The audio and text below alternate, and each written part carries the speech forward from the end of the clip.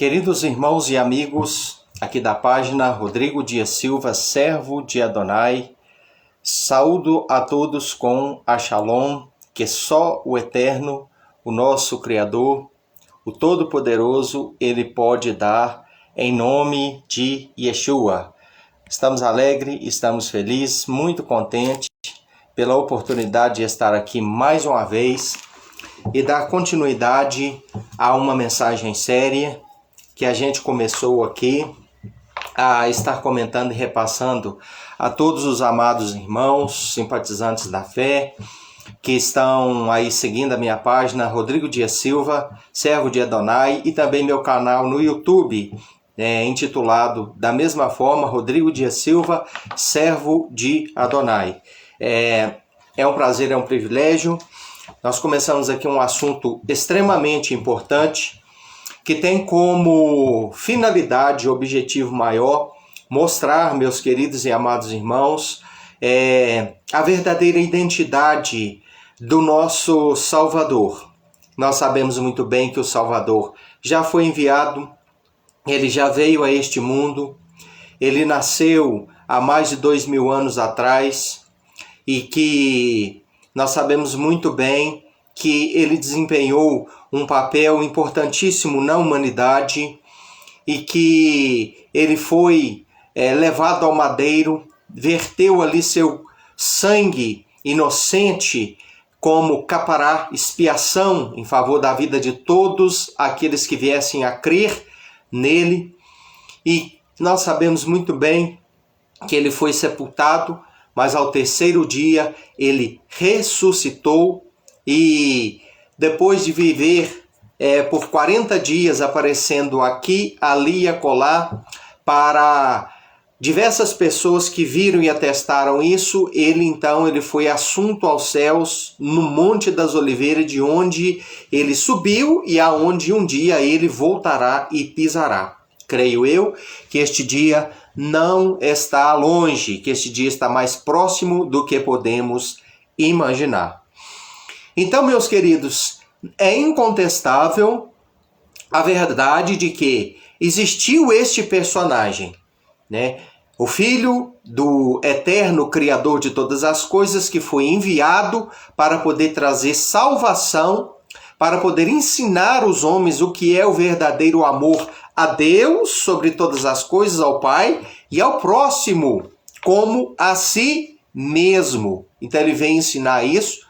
Ele veio viver de uma maneira agradável, verdadeira e plena aqueles ensinamentos que o Pai tinha passado para os homens no passado e que os homens, por sua vez, não conseguiram compreender da forma correta e nem viver da forma correta. Então, ele veio para viver esta vida de acordo com as normas do Pai, de acordo com as orientações do Pai, de acordo com a Torá, com a lei que Deus passou para o seu povo através de Moisés. E, meus queridos irmãos, depois de acontecer isso, nós sabemos muito bem, né, que depois dele ser elevado aos céus, os seus talmidim, seus discípulos, ficaram sozinhos, né? E um sistema que foi montado, um sistema religioso, através, né, do cristianismo, da igreja, deu a ele uma outra identidade. Começando por negar o seu verdadeiro nome e trocá-lo por outro. Então, nós falamos aqui, na introdução deste trabalho, nós estamos fazendo aqui uma leitura do livro, magnífico livro, Judaísmo Nazareno, o caminho de Yeshua e os seus talmidim, de um autor muito famoso, de uma pessoa que eu admiro muito, que é o Tzadok Ben Derer, e ele escreveu este livro. É um livro interessante de se adquirir. Toda a renda que é gerada pela compra, a venda deste livro, ela é destinada à ajuda de um orfanato, né? Então, é muito importante você adquirir esta obra. É uma obra, um livro, um mega livro, um livro gigantesco, grande. Eu quero mostrar para vocês aqui a capa deste livro, né? Muito bem produzida, é um livro grosso, é um livro que tem aqui, né, mais de 500, ele tem aproximadamente, ele tem 600 páginas, um pouco mais de 600 páginas. Então é uma obra extremamente importante, fenomenal, esclarecedora, o melhor livro que eu já li em toda a minha vida. Então na página 13 nós iniciamos e nós paramos aqui em um determinado assunto onde fala da multiplicidade de personalidade, né, que foi dada a este personagem, né, que é um personagem real da história, mas que cada povo o representa de uma tal forma, né? Então nós vamos aqui reiniciar através da leitura onde nós paramos. Como um homem pode receber personalidades tão distintas, né? Que no caso nós falamos de várias pinturas, quadros, obras de arte que os povos da terra levaram para uma igreja, né? A igreja ali da Natividade, né? Que fica no Oriente Médio, uma igreja na Palestina. E ali tiveram uma exposição onde cada um apresentou o seu Jesus particular, né? Um Jesus oriental, um Jesus africano de pele negra, um Jesus hippie, um Jesus romano, que é o mais conhecido por todos os católicos e protestantes, enfim. Então cada um apresentou o seu Jesus particular. Para a maioria das pessoas, ainda que não digam expressamente, não é importante buscar Jesus como ele realmente é. Mas sim, nós queremos que ele seja. Então, irmãos, esta é uma realidade com a qual eu tenho lidado já há 21 anos. Né? Como pregador da palavra do Eterno, como um ensinador das Escrituras, a gente vê que cada pessoa ela tem essa tendência a querer pintar um Jesus segundo o seu próprio conceito, né? E o mais importante para as pessoas não é compreender, não é buscar o Jesus verdadeiro, né? O mais importante para as pessoas não é buscar um Jesus conforme realmente ele é, mas sim um Jesus conforme que queremos que seja. Mas nós sabemos, irmãos, que existe a verdade absoluta e existem verdades relativas. E a verdade absoluta, né, ela deve ser procurada por cada um daqueles que amam a verdade.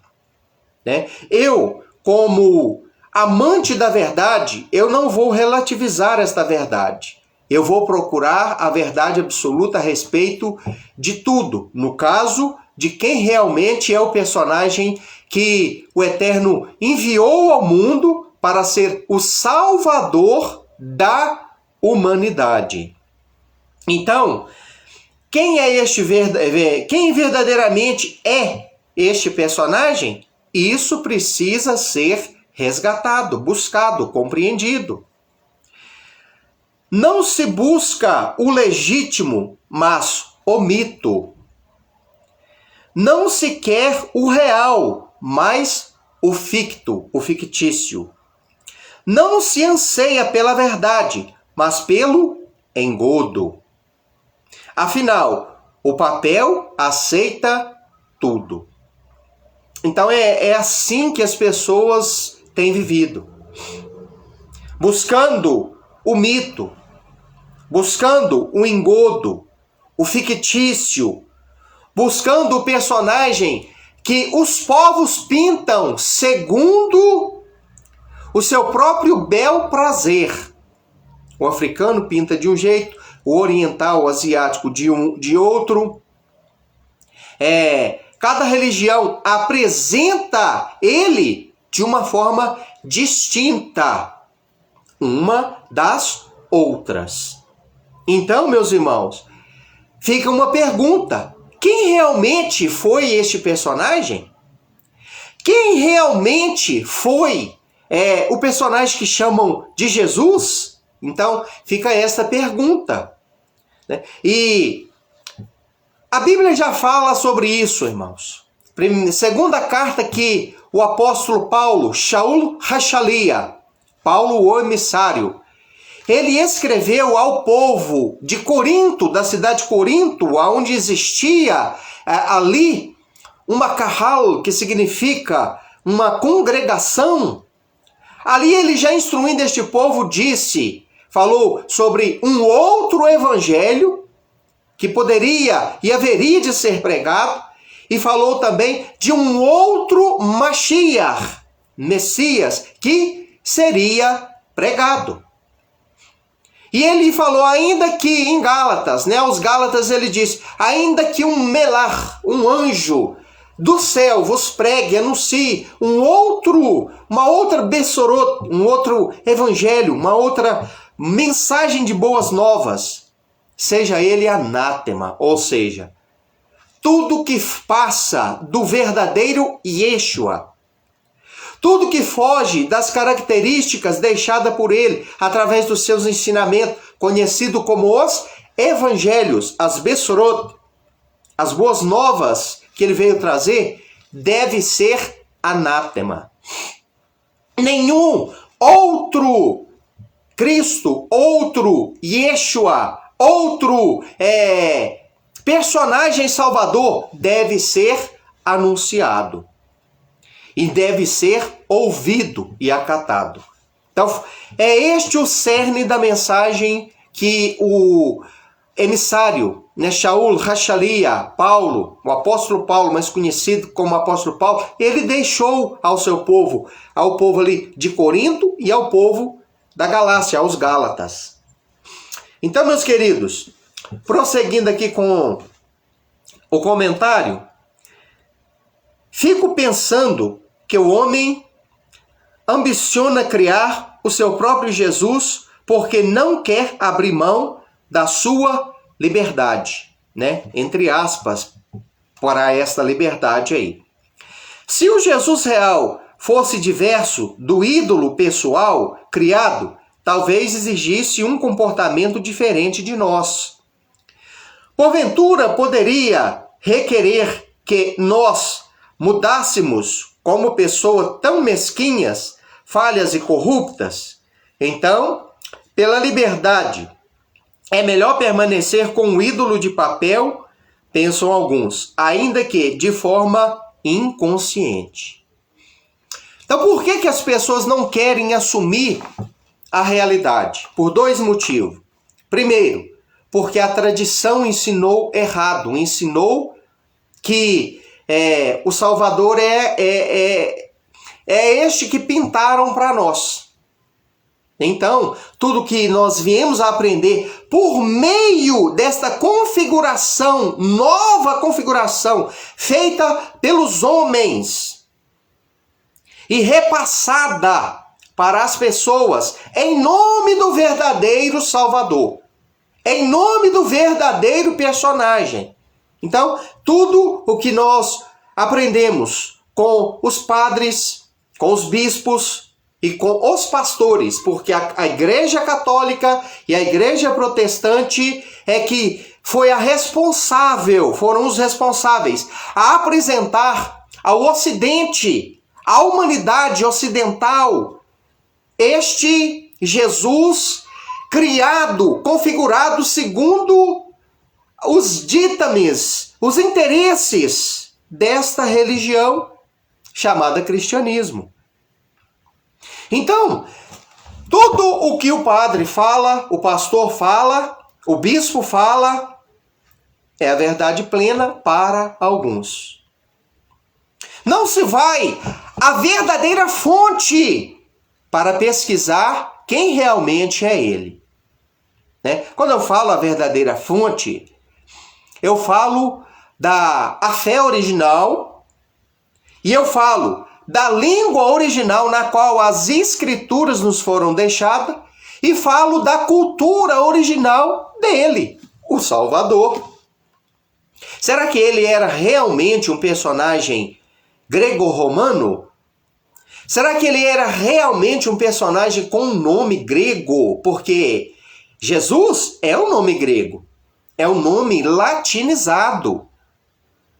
Jesus é um nome que não tem absolutamente nada a ver com o verdadeiro nome hebraico, israelita deste personagem, chamado de Yeshua. Yeshua é um nome hebraico, puramente hebraico, que não se translitera de forma nenhuma como Jesus.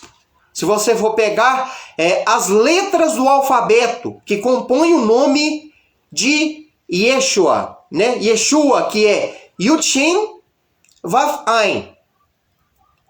De maneira nenhuma você vai ter condição de transliterar Yud Shin Vav Ain por Jesus. De maneira absolutamente nenhuma. Não dá.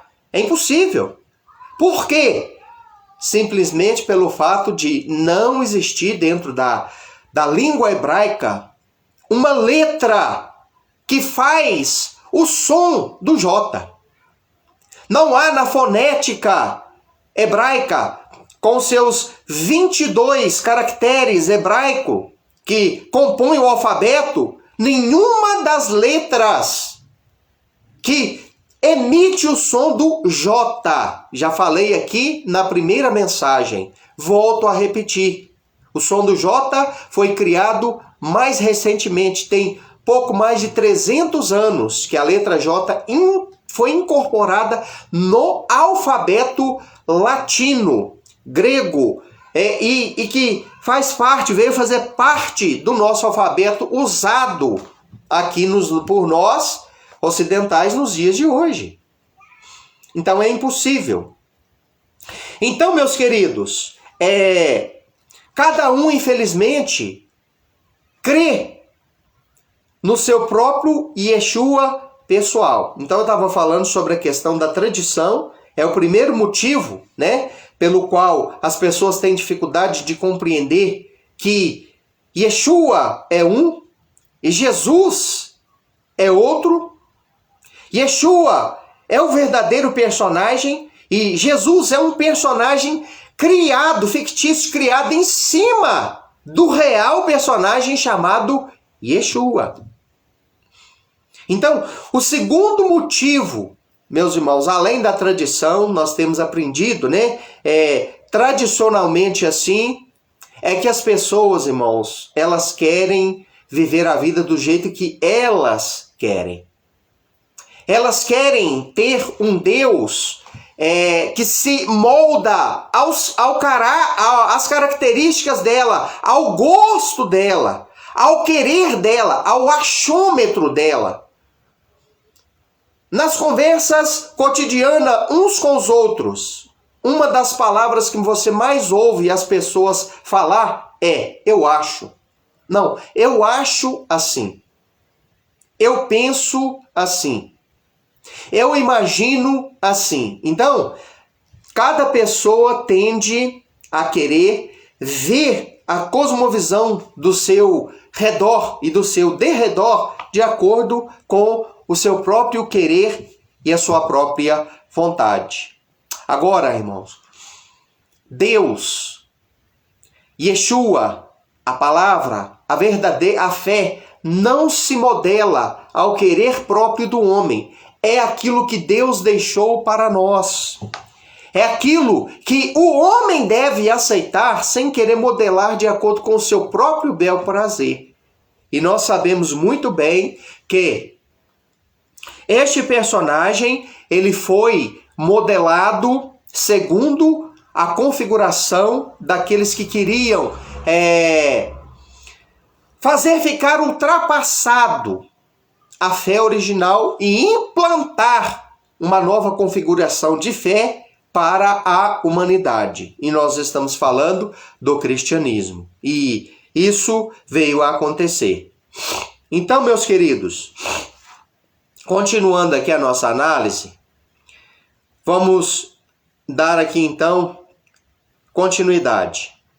Não obstante, ficar com o Jesus imaginário, confiante na mantença da liberdade, é uma quimera, pois, como ensinou Leon Tolstói, não alcançamos a liberdade buscando a liberdade, mas sim a verdade. A verdade não é um fim, mas uma consequência. Então, só conseguiremos alcançar a liberdade verdadeira, a verdadeira liberdade, com a verdade, e não com uma suposta liberdade através da qual eu luto e eu modelo a verdade de acordo com o meu querer. Não. Yeshua disse assim: eu sou o caminho, a verdade e a vida. Então, a verdade que ele é, que ele foi, que ele representa, ela precisa ser compreendida e acatada. Ela precisa ser abraçada, ela precisa ser recebida. Então, meus queridos, é em nome desta liberdade que as pessoas não aceitam o verdadeiro Salvador. Que elas não compreendem, primeiro porque quem ensinou para elas aprendeu errado. E a verdade, se ela for, meus irmãos, se ela for pregada de uma maneira equivocada, ela se transforma em mentira. E a mentira pregada repetidas vezes, ela acaba se transformando em verdade. Então, disseram para mim e para você que Deus tem um filho e que o nome deste filho é Jesus. Então, se eu e você não vai na fonte, se eu e você recebe como verdadeiro esta mensagem, alguém chega perto de você e fala que este não era o verdadeiro nome dele, aí qual será a nossa reação? A reação de todos nós. Eu já fui assim. Muitas das vezes, me falaram, certa vez, que não era este o verdadeiro nome dele. Eu falei, não, mas foi assim que eu aprendi, então é assim que eu vou continuar, né? É assim que eu vou continuar crendo, é assim que eu vou continuar buscando, é assim que eu vou continuar chamando ele, né? Eu aprendi que o nome dele é Jesus, então eu vou chamar ele de Jesus. Eu disse isso várias vezes. Mas um dia, algo muito curioso me chamou a atenção, né? E eu fui pesquisar. E mergulhando nessa pesquisa, eu fui aprender que o porquê dele não poder ser chamado, né? O nome dele não ser Jesus. Que Jesus não é o verdadeiro nome. Então, eu perguntei, por quê? Aí foram me explicar. Por quê? Por causa disso, disso e disso outro. Né? Por esse motivo. E eu fui pesquisar a fundo e fui realmente ver que esse não era o nome. Então, meus queridos irmãos, o ponto mais importante não é eu e você aprender que o verdadeiro nome dele não é Jesus, é Yeshua. Isso não é tão importante assim. Apesar de ser muito importante, sim, mas não é o mais importante de tudo. O mais importante é você entender quem ele realmente foi e o que ele realmente ensinou. Por quê? Porque quando você aprende que Jesus ou Yeshua, ele foi um judeu, você vai ver que determinados ensinamentos de Jesus, que as pessoas falam, olha, Jesus ensinou isso, isso e isso, não está coerente com a verdadeira fé judaica. E que, sendo ele um judeu, ele não poderia ter ensinado coisas como, por exemplo, Deus é um Deus trino. Não. Ele não ensinou isso, porque isso é contra os princípios da fé judaica. Shema Israel, Adonai Elohim, Adonai Echad. Ouça Israel. Deuteronômio 6,4 está escrito isso. Isso é o pilar central, o credo maior da fé judaica. E Jesus, Yeshua, era um judeu. Jesus, que você tanto ama, que todas as pessoas aqui no nosso ocidente ama, ele era um judeu, ele não era um cristão, ele não era um hindu, ele não era um muçulmano, ele não era um Hare Krishna, ele não era um hippie, ele não era um revolucionário político. Yeshua, Jesus, ele era, meu amado e querido irmão, um judeu. Então, é impossível um judeu ensinar que Deus é três. Shema Israel, Adonai Elohim, Adonai Echad. Ouça Israel. O Eterno é o nosso Deus. O Eterno é um. Ensinam para mim e para você que a igreja substituiu Israel. Mentira. Israel nunca será substituído por nada e por ninguém. Nós não éramos povo, os goim, gentios. Não fazíamos parte da aliança. Através da morte dele, eu e você passa a ter direito na herança quando cremos que ele é o Messias e adotamos o estilo de vida que ele ensinou para nós viver e adotar. Outra coisa que ele não fez e todos falam que Jesus fez. Jesus, né? Quando falar, Jesus quebrou a lei, aboliu a lei. Mentira. Mateus 5, a partir do versículo 16 ao 18, desmente isso. Ele falou claramente: eu não vim para quebrar, abolir, desfazer da Torá ou dos ensinamentos da lei do Pai. Eu vim para torná-los pleno. Outra coisa que é impossível Yeshua, um judeu, fazer, né? É impossível, não tem como receber adoração. Olha bem o que está escrito em Mateus 4. Quando Satanás estava tentando, Satanás mostrou para ele os reinos do mundo, toda a glória do mundo e disse: tudo isso te darei se prostrado me adorares. O que ele disse para Satã? Não é eu quem estou falando isso. Mateus capítulo 4, ali na altura do versículo 8 mais ou menos.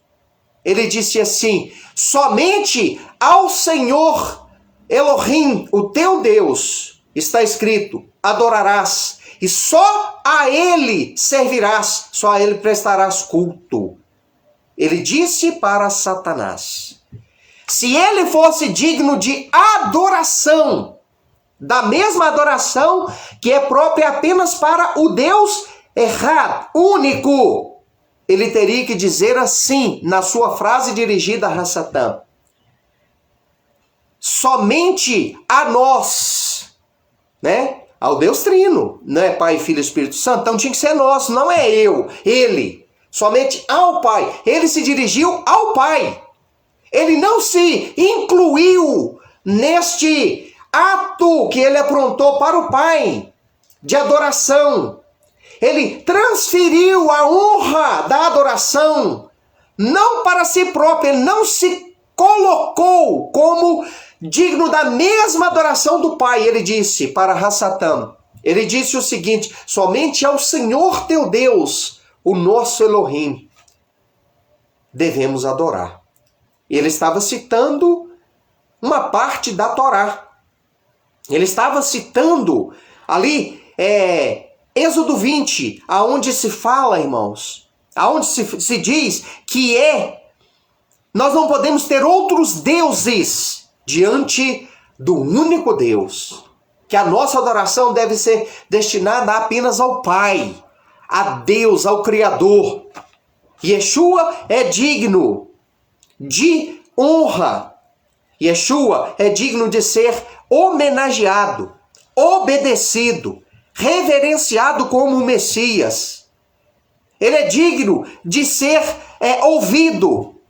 Nós podemos prestar homenagens a Ele. Nós devemos ter reverência a Ele, como o Messias, o Salvador, o Filho de Deus. Mas a adoração é somente ao Pai. E isso foi Ele quem ensinou, não é eu. Eu estou só repassando. Agora, coube a esta nova configuração fazer dele um personagem digno da mesma adoração que o Pai. E ele próprio falou que nós não devemos transferir a adoração que é própria para o Pai para mais ninguém. Para mais ninguém. Somente ao Pai adorarás e somente a Ele servirás e prestarás culto, disse ele. Se alguém queimar com as minhas palavras, né, com essas palavras, vai estar queimando com as palavras dele, porque essas palavras não são minhas, são dele. Então, Jesus, ele aceita tudo. Jesus pode ser adorado, segundo o cristianismo diz. Jesus quebrou a lei e implantou a graça. Jesus substituiu Israel pela igreja. Jesus faz parte de uma trindade, de um Deus trino. Então, Yeshua não ensinou essas coisas. Yeshua disse que a adoração deve ser destinada somente ao Pai. Ele não se colocou como o próprio Pai. Por isso ele não aceitou a adoração. Quando você lê na sua Bíblia em português, chegando fulano, prostrando-se diante dele, o adorou. Aquela palavra ali, ela precisa ser entendida não no português, porque ela foi traduzida erroneamente para o português, levando a mim e a você entender mal aquilo que aconteceu ali. Aqui no nosso estado de Minas é comum o filho chegar perto do pai e falar assim: benção, pai, benção, mãe. Pega na mão e o pai diz: Deus te abençoe, meu filho. Deus te abençoe, minha filha. É uma forma de reverência nossa aqui para com os nossos pais. Não só com os pais, com os tios, com os avós, com as pessoas da família mais velha. Então essa é a nossa cultura aqui de Minas Gerais. E algumas partes do Brasil tem também essa cultura. Você precisa ir para a cultura da época. A cultura bíblica da época, irmão, era normal uma pessoa de grande influência, um rabino, um profeta, um sacerdote, um sumo sacerdote, uma pessoa de nome e renome, famosa da época, um rei, ele receber a seguinte forma de homenagem. A pessoa se prostrava diante dela, ali se curvava, né, e homenageava ela. Mas aquilo ali não era um ato de adoração. Não era um ato de adoração. Era um ato de respeito, de consideração. Então, quando se ia fazer assim, ali, então, essa palavra não é a adoração própria para o eterno. Essa palavra ali era uma espécie de cumprimento, de reverência entre homens que vinha com uma palavra. Se não me engano, eu acho que era proclastineo. E quando as pessoas estavam em adoração ao Eterno, a Deus, ao Pai, um judeu ali em oração, em adoração, conversando com o Pai, transferindo a exaltação, o enaltecimento do nome sagrado, a palavra era outra, não era a mesma é procrastinel, era outra palavra. Então, meu querido e amado irmão, entenda isso. Entenda isso. Então, voltando aqui à mensagem. Yeshua era um personagem judeu. E como um judeu, ele viveu de acordo com as normas judaicas. E quem passou as normas judaicas para o povo viver? Foi criação da cabeça de Moisés? Foi invenção dos profetas? Não. Veio da Torá. Veio daquilo que o próprio Deus desceu do céu e passou através de tábuas, com 10 mandamentos iniciais e principais, e ali, meus irmãos, uma ordenança para Moisés, escrever tudo aquilo que seria além daquilo que estava nas tábuas de pedra, os 10 mandamentos. Então, foi a Torá. E o que é aquilo que foi escrito nos rolos e que se compõe a Torá? É aquilo que nós encontramos de Gênesis até Deuteronômio, chamado pelo cristão de Pentateuco, os 5 primeiros livros da Bíblia. Para o judeu, é conhecido como a Torá, que significa instrução, ensino do Eterno para o seu povo. O código de conduta, a configuração de fé. A Torá, ela é a constituição do reino de Deus. Já existia no mundo espiritual.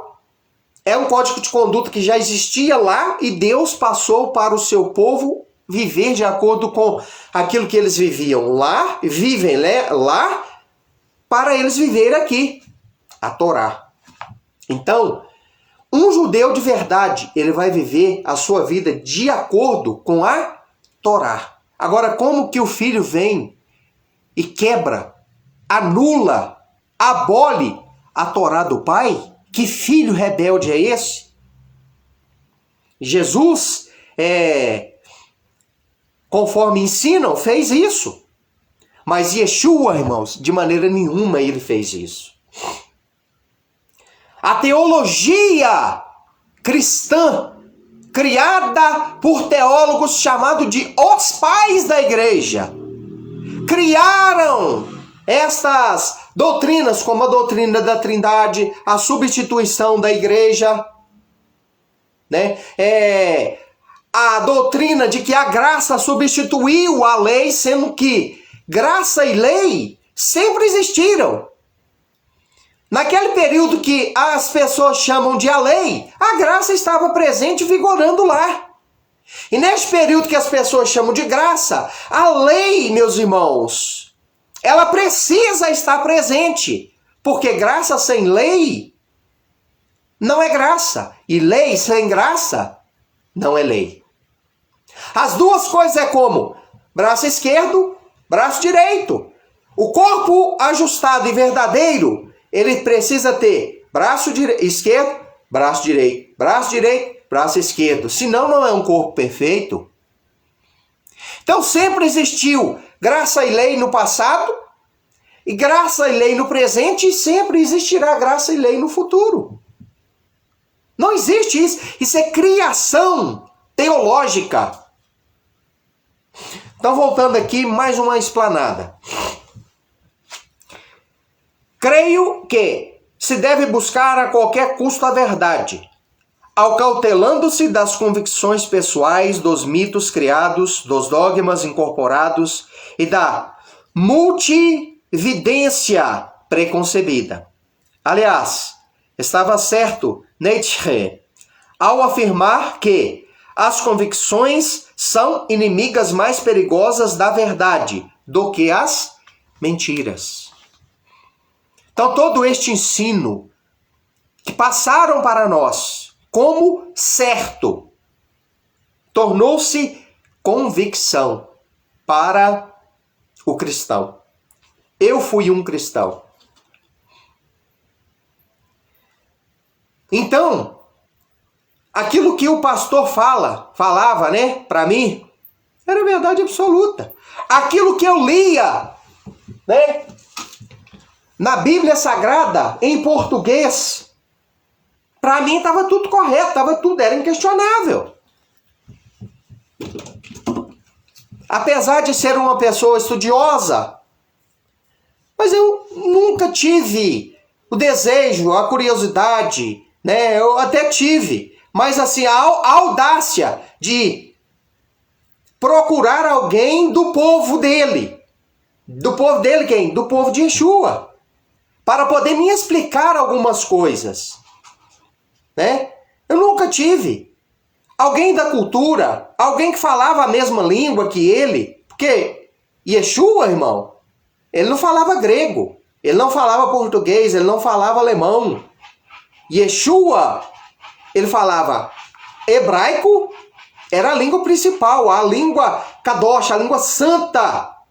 E aramaico, que era a língua comum, popular, do judeu da época dele. Então, para eu entender ele, eu preciso compreender a cultura dele, a fé dele, original, de judeu, e preciso também, meu irmão, eu preciso compreender o idioma, um pouco do idioma dele. Eu devo analisá-lo segundo esta ótica, a ótica cultural, a ótica idiomática, linguística e a ótica, irmão, da fé. Qual fé ele tinha? Qual religião ele professava? Ele era hindu? Ele era budista? Ele era islâmico? Não, ele era um judeu. Muitos pensam e dizem que ele criou o cristianismo. Não, ele não criou o cristianismo. O cristianismo foi criado a partir de uma rebelião que houve a partir do ano 98, que foi quando Tiago, Yaakov, que era líder da comunidade dos Nazarena, faleceu. Né? A partir daquele momento que Tiago e Simão falecem, ali então existia um personagem extremamente influente entre eles, conhecido como Inácio de Antioquia, que foi um famoso teólogo daquela época. Então, houve ali então uma discordância e uma rebelião. E ele passou a ensinar coisas que os Talmidim de Yeshua não ensinaram. Ele passou a ensinar coisas contrárias à fé inicial, deixada por Yeshua, vivida e ensinada até então pelos demais ensinadores daquela época, que eram os apóstolos. Então, foi ele que iniciou a doutrina da Trindade, foi ele que iniciou a doutrina da substituição da igreja, foi ele que iniciou o ensinamento de que Yeshua podia ser adorado. Foi ele que ensinou que o dia santo não era mais o Shabat, o sábado, que era o domingo. E a partir dali, então, o modo de viver, a fé, a configuração de fé anterior, que os profetas viviam com base na Torá, naquilo que Deus ensinou para Moisés. Aquilo então que Yeshua viveu com base naquilo que estava também na Torá, porque ele era um judeu. Aquilo que os Talmidim, os discípulos, viveram, de acordo com o que Yeshua viveu e ensinou. Até aquele momento, irmãos, então, foi-se assim, coesa essa fé, a fé judaica. Mas a partir, então, desta rebelião, a rebelião de Inácio de Antioquia, houve, então, uma nova configuração de fé que foi feita para fazer passar a fé original que Yeshua tinha, que os apóstolos tinham, e assim foi feito. Né? Assim foi feito. Então, meus irmãos, quem ensinou para nós também aprendeu errado, porque o negócio começou lá no início, no primeiro século, irmão. No fim do primeiro século começou então as mentiras serem ensinadas como verdade. E teve um filósofo ateu, um homem que não cria em Deus, um comunista, um péssimo personagem da humanidade, que ensinou a mentira que é repetida e pregada por várias vezes acabará se tornando em uma verdade. Então, estas mentiras de que Jesus quebrou a lei, substituiu ela pela graça, de que Deus é uma trindade, de que o dia de guarda sagrado é o domingo e não mais o Shabat, e outras coisas a mais, que tem muitas outras, essas são as principais, só algumas. Irmãos, ela foi pregada repetidas vezes, até que se transformou em verdade. Os cursos de teologia ensinam assim. As igrejas ensinam assim. As pregações ensinam assim. As revistas de escola dominical ensinam assim. As crianças que são levadas para o catecismo aprendem assim. As criancinhas que são levadas pelos seus pais para os berçários das escolas bíblicas dominical das igrejas evangélicas aprendem assim. Os pastores foram ensinados e ensinam assim, com base nesta mentira. Então, essa mentira se transformou em uma verdade. De que Jesus, o Filho de Deus se chama Jesus, aboliu a lei, substituiu Israel pela igreja, de que ele faz parte de uma trindade, ele é um Deus, junto com mais dois deuses. Não, meu irmão. Essas são mentiras de uma configuração chamada cristianismo. Foi feita iniciou com Inácio de Antioquia, foi desenvolvida por um teólogo importantíssimo dentro do cristianismo, que foi Tertuliano, que foi o que criou, deu corpo à doutrina da Trindade e outras, e teve como a participação oficializando esta fé, como a fé do Império Romano, o personagem que a maioria das pessoas acham que se converteu, que foi um personagem importante, que se tornou, ali um personagem importante para a expansão da igreja, que foi Flávio Constantino Valério. Quem era este homem, irmão? Um sacerdote do deus Mitra, deus romano. Continuou como sacerdote Mitra, só que ele fez um sincretismo religioso, adotou, promulgou, oficializou o cristianismo como a fé oficial de Roma. Para quê? Com fins políticos. E ele conseguiu criar um império, estado religioso, em cima disso. Então, meus queridos irmãos, são convicções que que vieram até nós, que teve uma origem equivocada. A maioria desconhece a história. Sabe por quê que tantas pessoas são enganadas? Simplesmente porque ignoram a história.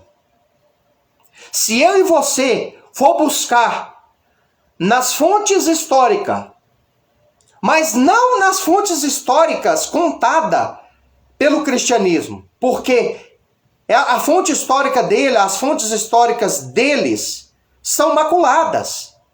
Busca fonte histórica fora do cristianismo e você vai ver a verdade. Procura saber com a avó e não com a mãe nem com a filha o que aconteceu no passado. Porque a filha viveu pouco. Os netos, também viveram pouco. Procura com a avó. A avó é a religião judaica. É a que viveu mais tempo. É a mais velha de todos. Vai lá na avó e pergunta: vó, me conta essa história direito. Porque minha mãe já me contou, mas tem algumas coisas que não estão encaixando. Eu procurei saber com a filha da minha mãe, né? E ela também me contou, mas ficou ainda mais bagunçado. Não procura saber com a Igreja Católica. E muito menos com os protestantes. Sabe por quê? Porque os protestantes têm pouco mais de 500 anos. É um bebezinho. A mãe, a católica, ela é bem mais velha, tem mais de 2000 anos, né? Pois é. Mas a avó sabe mais. Pergunta para a avó.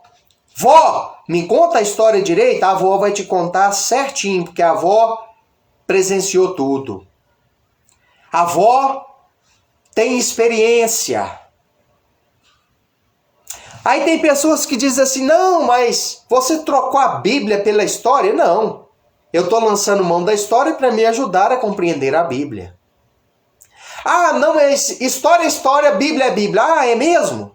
Então pega todos os seus livros, as suas Bíblias, e vai arrancando os determinados livros dela. Porque são todos históricos, tá?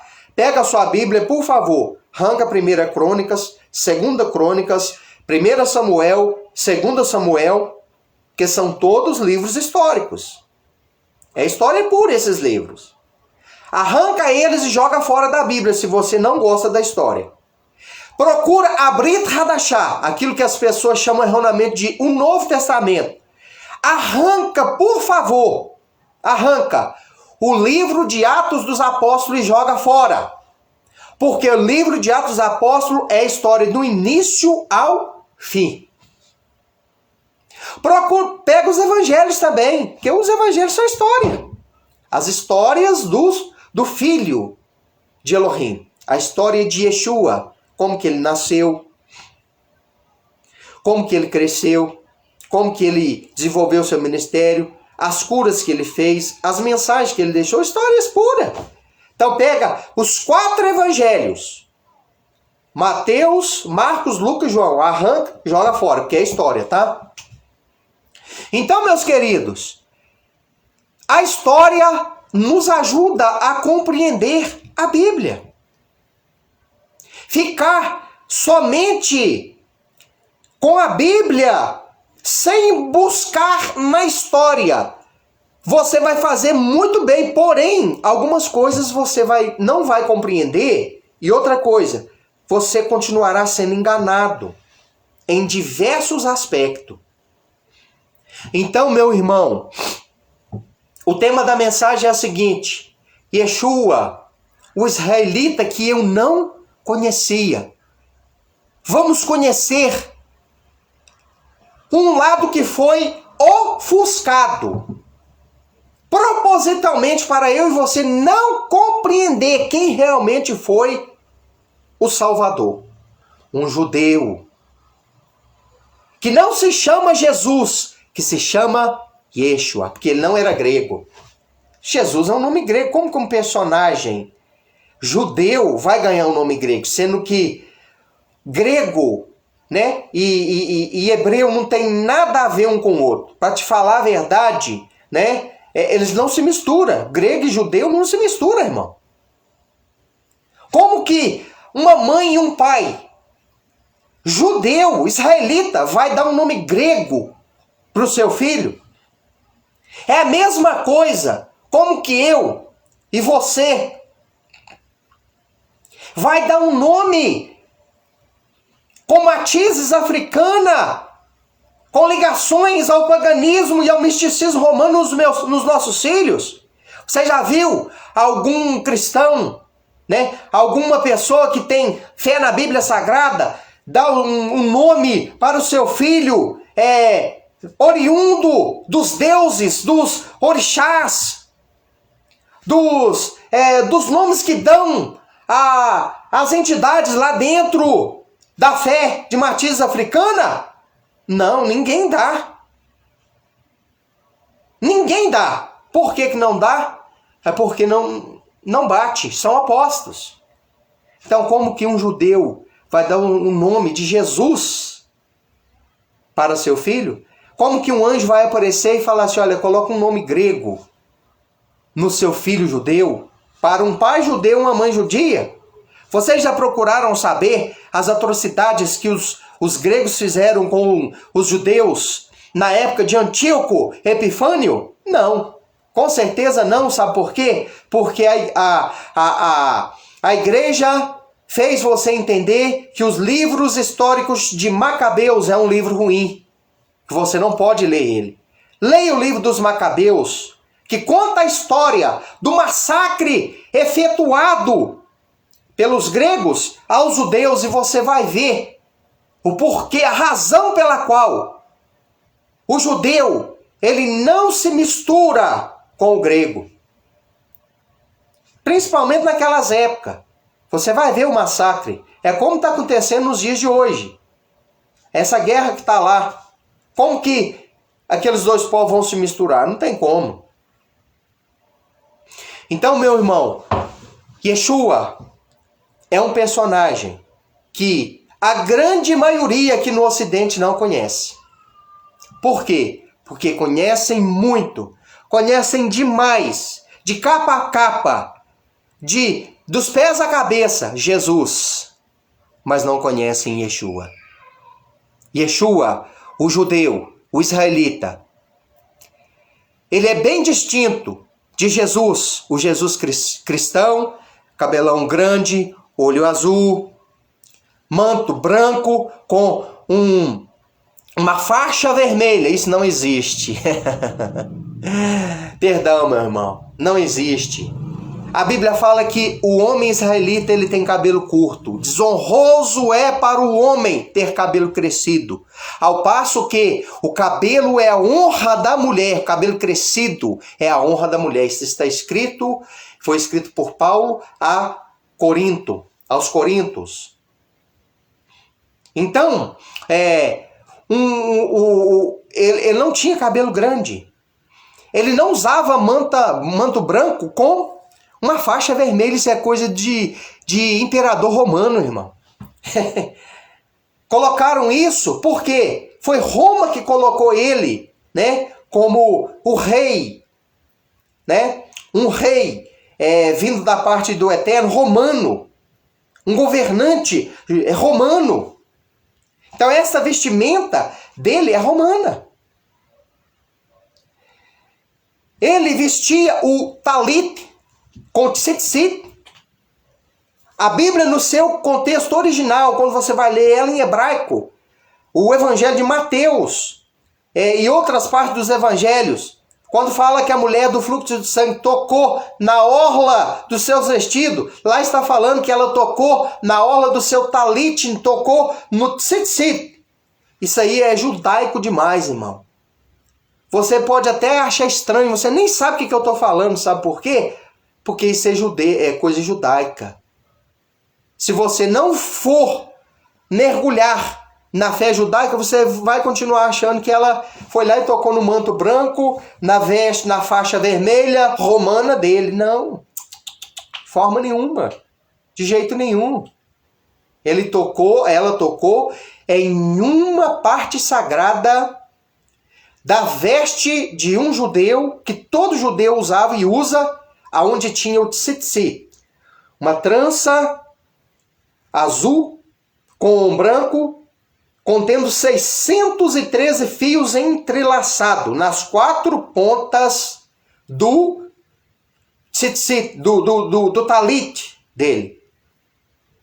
Então, isso é uma ordenança que está onde? Está lá em Levítico, lá na Torá, lá em Deuteronômio. Só judeu conhece isso, irmão.